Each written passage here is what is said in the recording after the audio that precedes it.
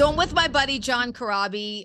I'm always happy when you are a part of my day, and it's been too long. It's been pre-COVID. I haven't seen you. I've been following what you're doing, but it has just been too darn long. You look amazing, and I'm thrilled that you're on Reconnect with Rockers with me. I was very excited when I saw that I was doing an interview with you as well. So it's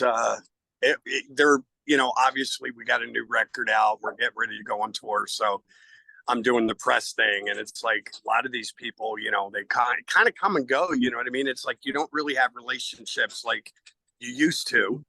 But I saw your name on there and I was like, awesome. I guess. Same with me. They were like, John's around. They've got a show coming up in Vineland at the Landis Theater on August 23rd. I'm like, get John on. I want to see him. I want to talk to him. It's been three long years. And it's even been before since you were in our studios. I think it's been longer, darling. I know. It's 2023. It's been almost, I think the last time I was there at the studio and we talked was when we were promoting the Burn It Down record. It was. And you guys played live on the air and we had a great time. The Tish was there. Everybody was there.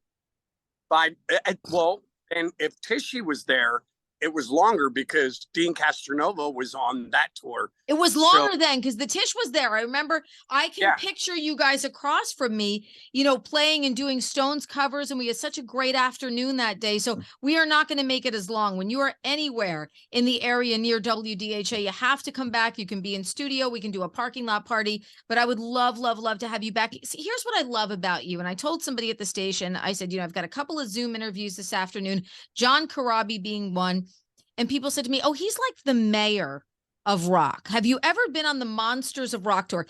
John is the mayor.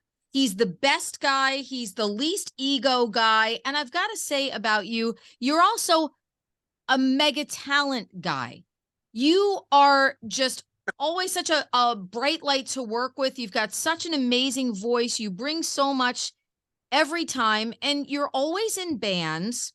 And I love all of these bands and artists that you've been with, but you're like the non-drama guy. And sometimes there's always drama with the bands. So I want to talk a little bit before we get into the new Dead Daisies and how you rejoined and everything about how you're just always sort of a calming influence everywhere you go. The mayor of the Monsters of Rock cruise, there's a lot of egos on this cruise, and you're the guy who's always hanging out with everybody.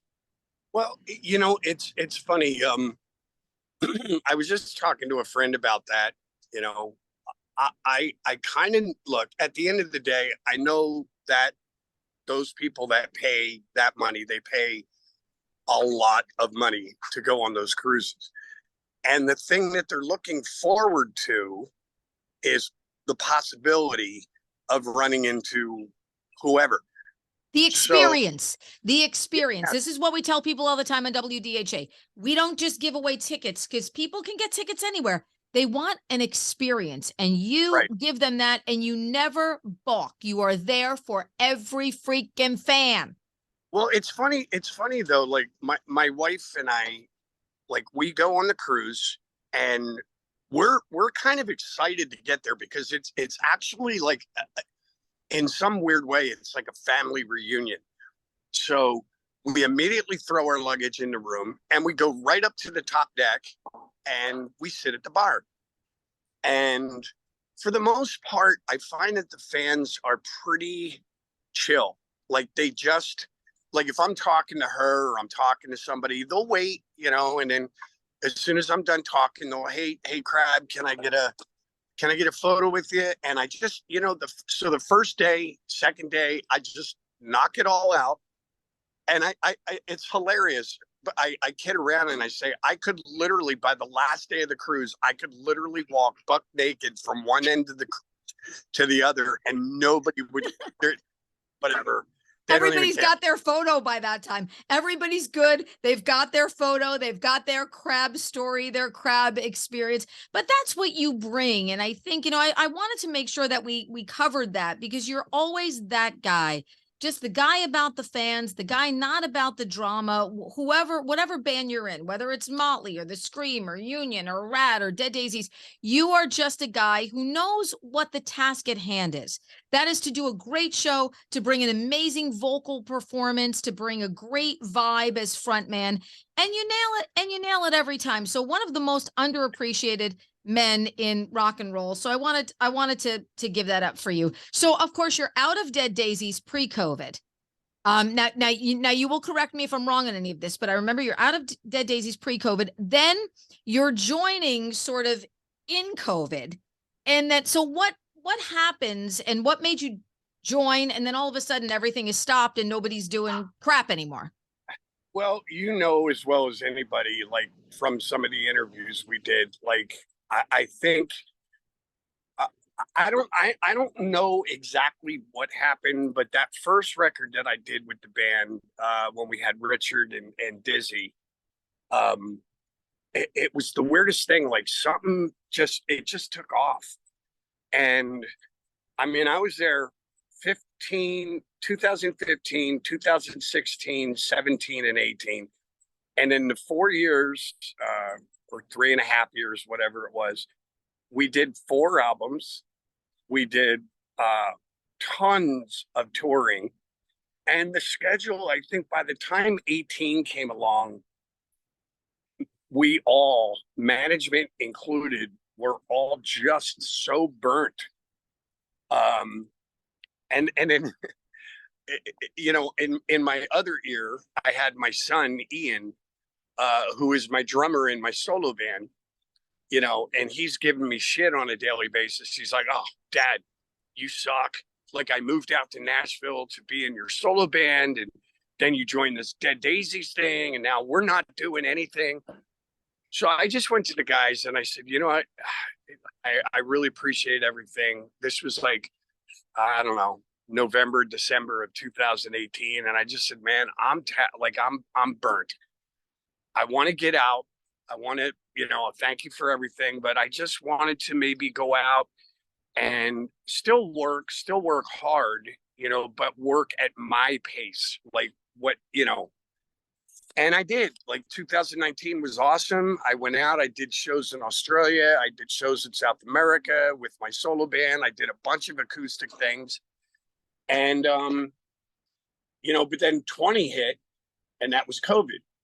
And so then everybody sat for, like, panicked for 3 years, watching money leave their bank accounts and not come in. I tried to make the best of it, and I wrote a book called Horseshoes and Hand Grenades. And yep, great book. Yeah, thank you. I took classes to learn how to record myself, because everything stopped. Like I wasn't working, I wasn't doing anything. Like all the studios were shut, like nobody was doing anything. And I'm like, well, this sucks. So I took classes, and I literally just kind of learned in a very caveman type way. I learned how to record my stuff. I would record it here at my house, and then I would send the files to Marty Fredrickson. He'd mix them and just glossing everything up a little bit. Magic Marty. He's the guy. He's the man. He's insane to work with. Yeah. You know, but I sent him the files, and then he would glisten everything up, and I just started putting songs out on Spotify.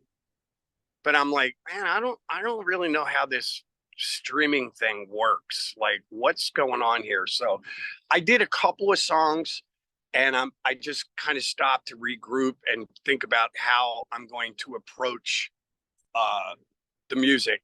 In the meantime, Doug Aldridge called and said, "Hey, Glenn's going back to do his Deep Purple thing and Black Country Communion. How you feeling?" I'm like, "I'm good." You know, he's like, "Well, we'd love to have you come back if you're interested." And I go, "Of course I am." So I sat down with David Lowy, and we had dinner, and we discussed a bunch of stuff. And then the first thing he said to me was, "I want to get out. I want to kick ass again. I want to have some fun, but I don't want any of us to burn out in the process." Bam. And I'm in. Let's go. Yeah. Bam. Yeah. And Terrie, it was like, I rehearsed with the guys maybe a few months ago, and then I split and went out, and I'm doing this Tom Kiefer Winger tour. Perfect. You and the Keef too. Two of the best guys in music. So talented, unbelievable vocalists, songwriters, everything. When I saw you guys were together, I was like, this is magic. And it's crazy because I've known Tom, we were just talking about it. It's funny. Today is hair day at Corabi's house. So my wife's a hairdresser. Yeah. So she's just cutting my hair, dyed it, got hair day. Tom's in my house right now getting his hair cut. So. No, I love him. Oh my God, you got to let him know I said hi. I love him. He's just the greatest. He's just the best. Yeah. And you guys were perfect together on tour. Love to see that, Bill. I've known Tom. Tom and I have known each other since, God, 1977, 78, because we were kind of playing in the same scene in South Jersey, Philadelphia, Delaware, You're Maryland. The Philly guy. Yeah, that's right. And, you know, which is also maybe a little bit later is when I met Doug. Doug's also a Philly guy. So, yeah, it's very incestuous, but Tom and I were talking about a bunch of the old days and different bands that we saw growing up and who influenced who. And, you know, so I remember those nights at the Empire Rock Room. I was there seeing all the local metal guys. And are you kidding me? I was, you know, I'm a Jersey girl, but I was part of that scene as well. We went, here's the beauty of when we were kids. And I talk about this a lot with people like Snake Sabo and Steve Brown from Trickster and Zach Wilde, you know, all my Jersey brethren, we're all around the same age and we all came up at the same time. We just went to where the music was. When we were kids, there was no stopping us. We went to the music. We found the music. The music was a part of who I said to Sabo, what would you do if your kids ever did what we did? And he's like, oh, my kids would never do that. Cause we were just maniacs back in the day where we just went where the music took us. I know it was crazy. Like, I think some of the things for, you know, for the Philly guys, the actual born and raised in Philly, we went to New Jersey because the drinking age was 18. Yep. So we would get in the cars, drive across the bridge. We'd go see these bands wherever, go down to Atlantic City, Wildwood, New Jersey, like all these places, maybe to Asbury Park. That's as far north as we would go. The Stone Pony and all that stuff. And, you know, some band was playing Twisted Sister or whoever, but, you know, it was crazy. Like, you know, and I said that my ex-wife, you know, she used to say things, my son's doing this and doing that. And I would just roll my eyes and go, you really don't remember some of the shit. Like, seriously, are you kidding me right now? I remember getting high with my wife in the Poconos.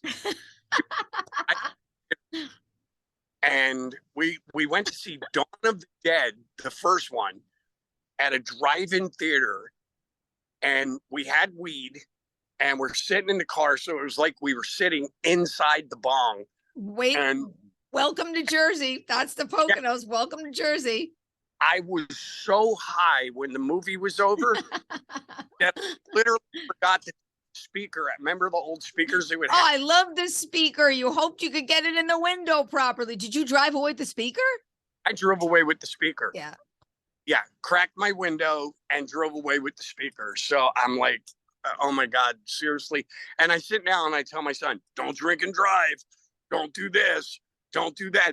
Don't do any of the stuff that I did when I was younger. Yeah, it was different times. It was, I always remember the drive-ins. You drove away with the speaker and someone always got a finger or something slammed in the car door before the end of the drive-in, where you'd be like, oh my God, we have to put a pin in that. I mean, that was back in the day. But so it's amazing. It's amazing that you've regrouped with Dead Daisies. And you know what? This is, again, takes me back to how we started the interview.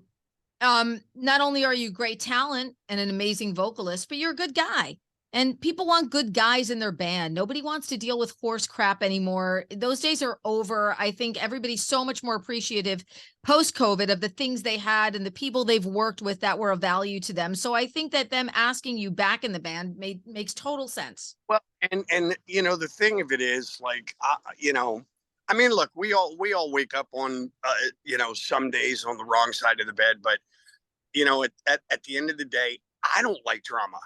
I don't want to fucking hear anything. Like so anytime that I do something, like even the Motley guys, they used to laugh at me because, and they actually started giving me shit for it. But even if I was trying to express an idea or I was trying to do whatever, I was always like, I don't know, like I just knew like maybe saying that you didn't like someone's idea was going to be like walking on eggshells. Mm-hmm. So I always preface everything with, hey guys, I'm not trying to be an asshole, but this is what I was thinking. Like if we do it this way, and it almost became a running joke. So I just try to treat people the way that I would want to be treated. And I don't know. I trust me. I could be an asshole. My wife is hovering around in the back. She's gonna test.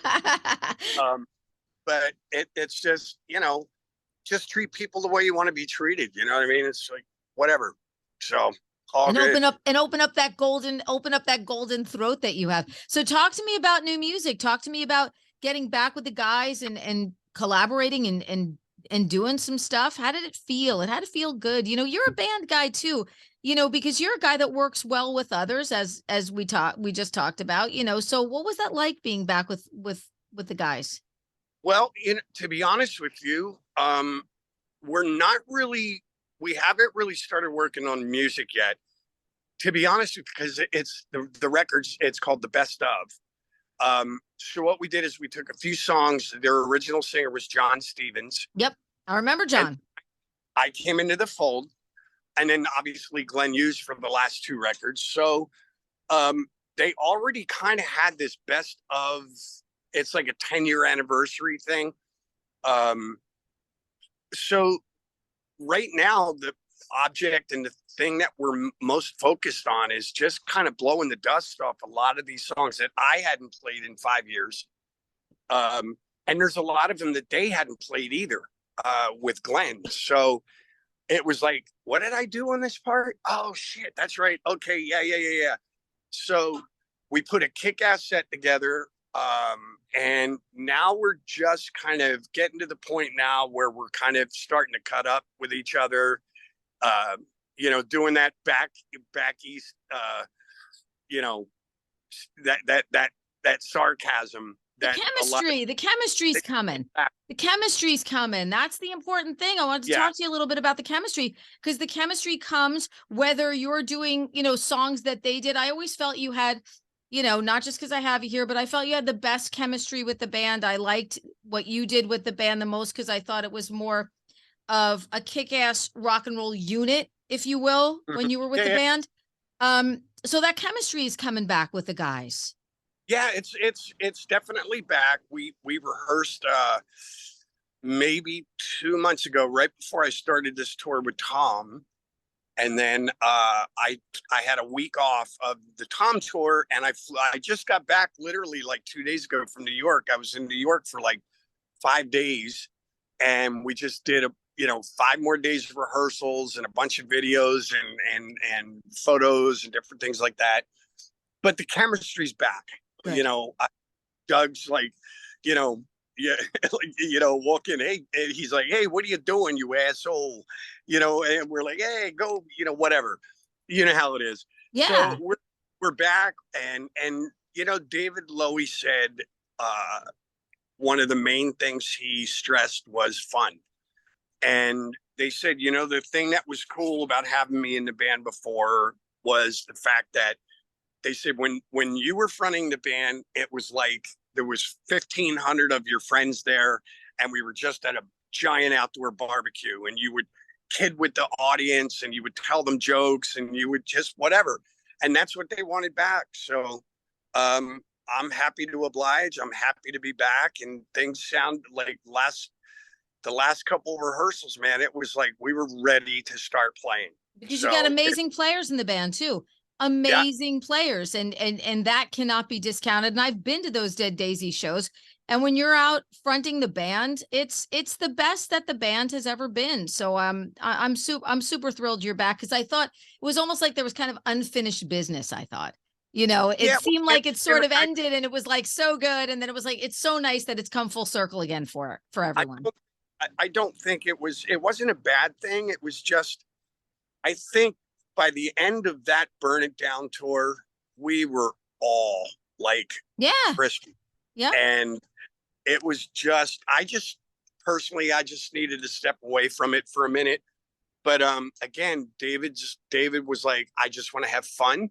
I want to work, but I don't want you or anybody else in this organization to kill themselves in the process. So let's just have fun. And he's like, we figured out how to pace ourselves, still do what we need to do, and just pace ourselves. So I'm all about it, man. I loved all the records that I did with the Daisies. I love the guys. Like, we're friends. You know what I mean? That's the thing. Even when I was out doing my own thing, I was talking to Doug on a regular basis. David, Tishy and I, we did some gigs together. We actually did a fun little thing with a bunch of friends in Vegas. We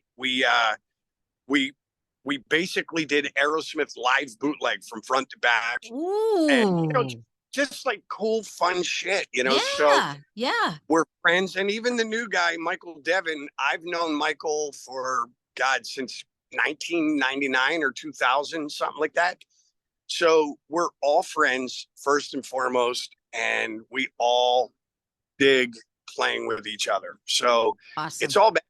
Awesome. Everything's in place for us to just go out, do our job, and have fun, and let the audience just forget about all the news and all that mental crazy shit we were talking about earlier. For an hour and a half or 2 hours, we're gonna shut your day off, and you're just gonna have fun. And you know what I love too? I think now too, people really appreciate what you brought to Motley in 1994. Because I think now looking back, people know what a really good, solid record that was. And it's funny because I see comments about that record now, and everybody's like, that was such a great record. And it has to be like kind of a weird feeling for you, because you went through so much of that crazy drama, being somebody who replaced an iconic singer. And now, all these years later, people talk about that being such a great and underappreciated record. It's funny. I just did a show. I think I was in Chicago with Tom and Winger. And this lady came up to me, and really, really nice lady. And she came up and she gave me a hug, and she goes, I have to apologize to you. And I go, okay, for what? She goes, I was a lifelong Motley fan, and I did not want to buy that record that you did when it came out. And she said, but what you just did in there, she goes, because I'm kind of doing a short set. I only play like 35 minutes, and then Winger plays, and then Tom. But she goes, what I just saw in there, she goes, oh my God, dude, like you have a new fan. I'm going to buy that Motley record. I'm going to buy anything that you put out. She goes, and she was it was the sweetest thing. But, I didn't realize I was in Motley until you just brought it up. I forgot about it. I'm kidding. Anyway. But it's so funny that the appreciation for that record has changed so much over the years. And I think that's a testament to you as a talent and the guy and who you are, This is also the reason why my book was called Horseshoes and Hand Grenades. Because reading the book, I thought of a quote my dad said. And, my dad had this really incredibly dry sense of humor. And he just said these things to me. I remember when I was doing Union, I said to him, Dad, it's really weird. Like, I know I did the Scream. I know I did the Motley thing, but I really feel like this is the one. I don't know. I'm getting great press with this band Union. I think this is the one that's going to make me a household name. I think my ship has finally come in. And my dad took a drag of his cigarette, and he goes, ship's coming in, huh? I go, yeah. He goes, well, You know what they say? If your ship's coming in, don't be at the fucking airport. And I just started laughing, like, all right, cool. So then when I did my Unplugged record, I was kidding with him, and I said, I reworked some of my old songs, and I've got half the record is new songs, and I reworked some of my old ones. He goes, well, what are you going to call the record? And I go, I don't know. I'm thinking about calling it John Corabi's Almost Greatest Hits. And he laughed, he chuckled, he goes, or you could just call it Horseshoes and Hand Grenades. And I go, what does that mean? He goes, you don't have, you just got to be close. And I was like, okay. So I wrote it down, and it was funny when I was doing the book, I realized after reading the book and editing and, you know, whatever, I said, I am the king of being always at the right place, but always at the wrong time. Always. So I was like, all right. So when they said, what do you want to call the book? I go, Horseshoes and Hand Grenades. Done. I love it. I love it. I love it. I love it. August 23rd, which is just around the corner at the Landis Theater in Violin. John Corabi, it is always a pleasure to see you. So happy you're back with the Dead Daisies. Can't wait to see you in person, give you a big old hug. And one of my favorite people to have on the air, anytime, anywhere, any place. Thank you so much. Thank you, darling. It's good to see you too. Yay! Big hug. Yes. Big virtual hug. DHA's Reconnect with Rockers is powered by Gary and Meg's Chicken and Ribs on Erie Avenue in Wayne. The best Jersey grilled, not smoked, barbecue. Menu at GaryandMeg'sChickenRibs.com. And by Dover Dodge Chrysler Jeep Ram on Route 46 in Rockaway.